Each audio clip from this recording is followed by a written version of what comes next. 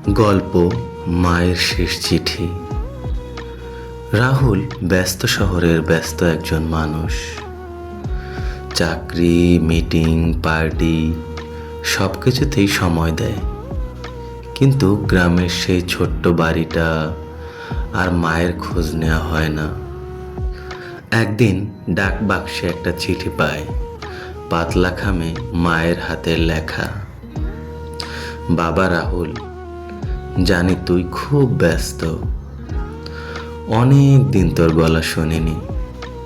চশমাটা ভালোভাবে দেখতে দেয় না, তাই ভুলভাল লিখলে মাফ করিস। তোর পছন্দের লাল শাক রান্না করেছিলাম সেদিন, তোর ছোটবেলার মতো।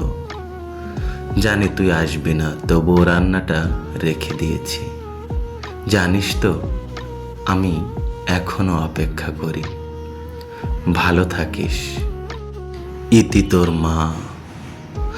রাহুল হঠাৎ স্থির হয়ে যায়।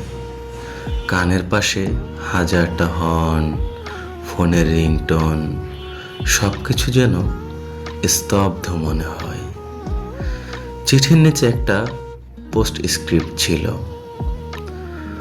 পোস্টমাস্টার বাবুকে অনুরোধ করছি, যদি আমি না থাকি তবু এই চিঠিটা যেন তোকে পাঠিয়ে দেয়।